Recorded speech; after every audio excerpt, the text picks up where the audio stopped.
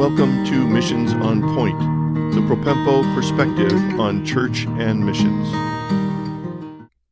This is episode 158 of Missions on Point. Thank you so much for joining us. We're in the end of a series called Restoring Missions in the Local Church. If you've been listening, you know my favorite name for this is Repatriating Missions to the Local Church. It's number 17 in our series on the centrality of the local church and missions, and this particular episode is going to deal with sending and shepherding well. We talked about raising up missionaries in episode 153. I will touch base on that for pre-field missionary preparation by the local church, or at least managed by the local church. I've been approached by many churches who wrestle with gnarly missionary problems because things have gotten out of hand, or there's trouble, or even a crisis within the missionary family, the missionary marriage on the field, the missionary team, all kinds of things happening. And I'd like to say this old adage, an ounce of prevention is worth a pound of cure. One specific church, I was talking with a pastor, he said, elders have invested something like 100 hours of counsel and care for a really bad missionary situation on the field. And it seems like if they had done more with understanding before they ever went to the field, that time would have been cut down to just 10 or 20% of the total. Here's the big picture. There are two primary categories of preventable attrition. That is, missionaries leaving the field before they were expected to or wanted to or had planned. And those two primary categories are unrealistic expectations and lack of a relational accountability. Unrealistic expectations can be cared for and prevented by having proper pre-field preparation.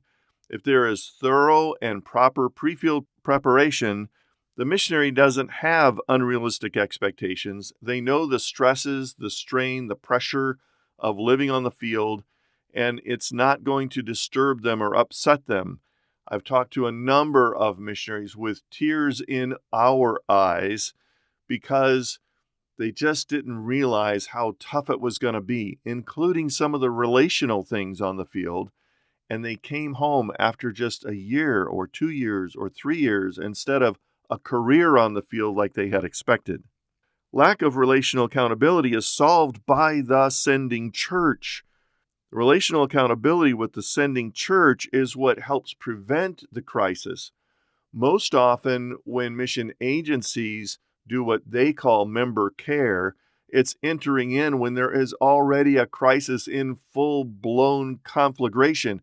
It is terrible and hard and almost impossible to heal and repair and put the pieces back together once it's reached that level.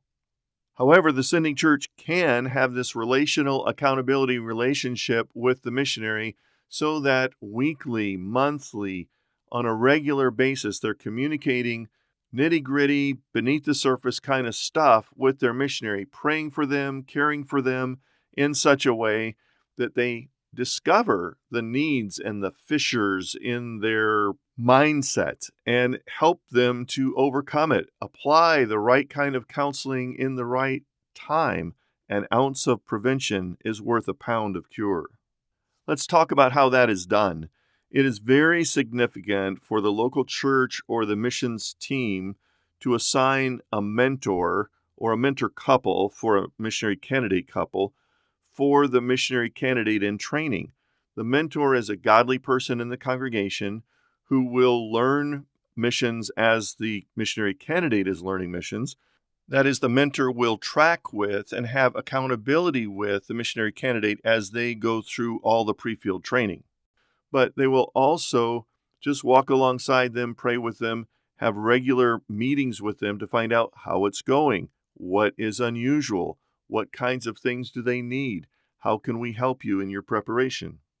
The second big thing is to have an actual master plan for pre-field training, and often mission agencies are looking for the lowest possible bar.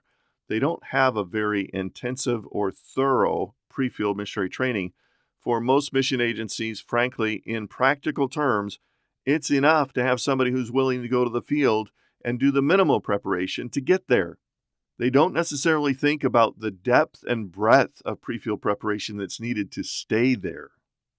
So really good pre-field preparation is going to take being, knowing, and doing, or we say character, conviction, and competence.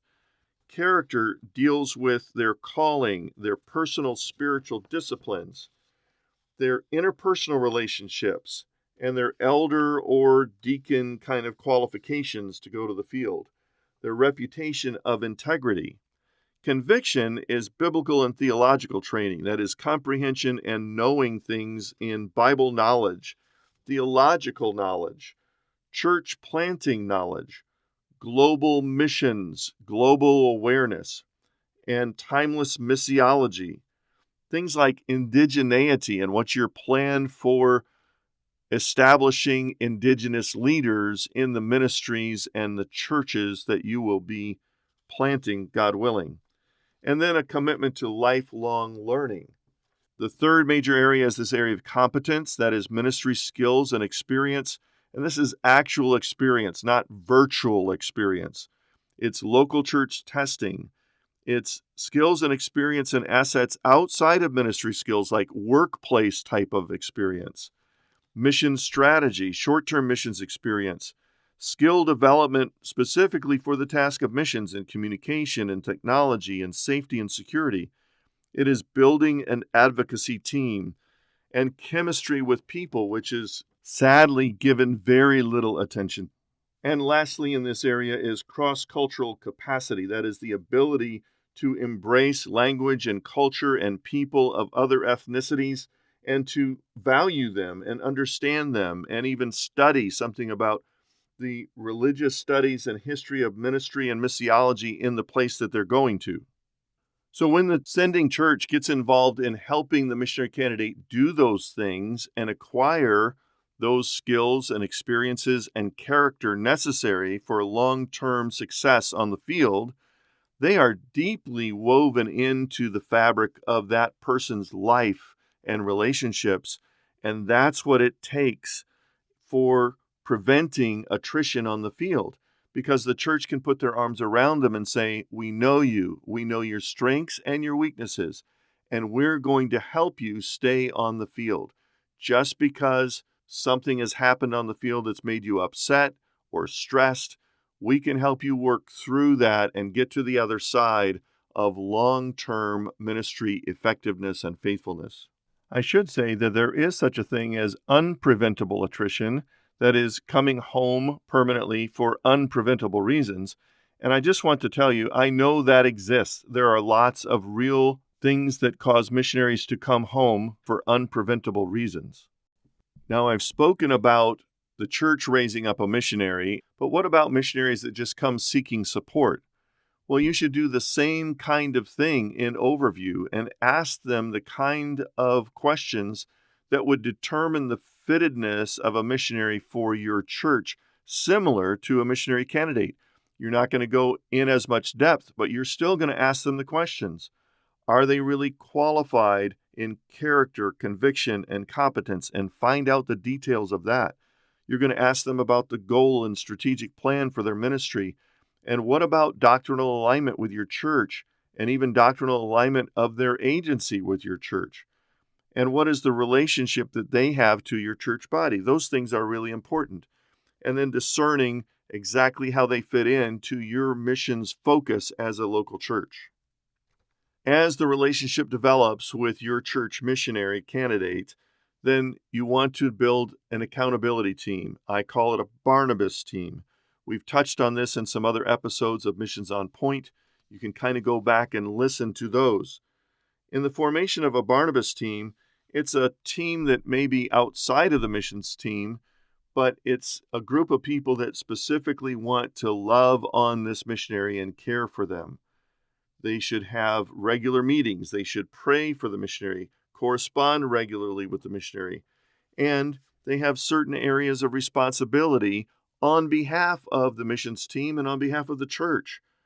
The first area of responsibility is encouragement, to come alongside the missionary to affirm and assist and resource them in helping them feel loved and appreciated in their place of service.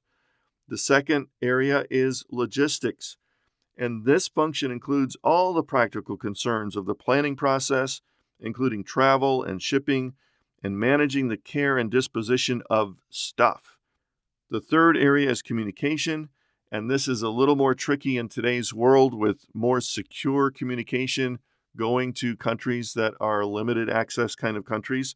So you have to be careful about how and what you communicate, but you do need to communicate. This Barnabas team then relates to others in the church with regard to communication to continue to pass along a channel of prayer requests and news and information about the missionary family. The fourth area is prayer. It goes without saying, this is a significant priority in the spiritual life of the missionary, and they need to be supported in prayer. In finance, the next area, there's a whole lot of things that can be done that people don't realize with regard to the legal aspects and financial aspects of their wills, power of attorney, bank account management, stateside housing or household goods. All of those are financial concerns. Financial stewardship and counseling them about financial stewardship with their support, their family, their children, children's education. All of those things have a financial aspect to it. And the sixth area is MK, missionary kid education.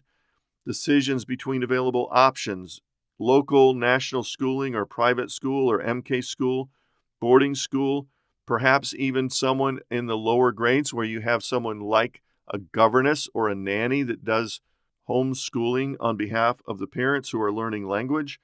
Those kinds of things are just excellent. There's all kinds of other choices with regard to how you use internet and how schooling is funded, including textbooks and shipping those textbooks, educational materials. So making those decisions is really important in the life of the missionary and his family, but it's also having an impact on their ministry on the field, how their kids relate to national kids. Are they going to learn the language? They should learn the language. Should they interface and be friends with national children? Obviously, they should. The seventh area is on-field security and technology. And you need someone who is good enough in those things to make recommendations and assist and resource on-field security, family and home security, even vehicle security, contingency planning and preparation, evacuation readiness, perhaps technology with regard to application and equipment. So all of those things belong to the Barnabas team to work with the missionary as they get closer to going to the field and then as they are actually on the field. A lot of churches call the Barnabas team a prayer and care team. Often it is someone from the Barnabas team that may be delegated the responsibility and the privilege of going to visit them on the field. The Barnabas team maybe knows that missionary best, and whoever that may be, they can go. I highly recommend that at least half of the time, a husband-wife couple go to visit the missionary on the field. The missionary wife should have a lady to relate to. I say many times, kind of tongue-in-cheek, that if you want to know what's going on in the activities of ministry on the field, you ask the husband. If you really want to know what's going on with their relationships and family, you ask the wife. Of course, the Barnabas or PAC team will ramp up their activity when the missionary comes home, because the missionary then has to deal with housing and transportation and phone and internet and health issues and financial issues while they're home. The Barnabas team can assist them with that hands-on when they're on the home side. It's my contention that if the sending church is really involved, they prepare the missionary very well for the field, and they have a relational accountability that will cut off preventable attrition. That attrition rate will decline from something like 75-80% of missionaries in the long haul to be a much higher level of commitment and tenure, that is, long-term service on the field. May God give us well-qualified missionaries sent from loving, sending churches that have an ownership in their ministry and shepherd them well on the field. Thanks for joining us today on Missions on Point. We trust that you'll find more help and resources on our websites at propempo.com and missioserve.org. We are so thankful for those who support us, enabling us to produce this podcast. Now to God be glory in the church and in Christ Jesus forever and ever. Amen.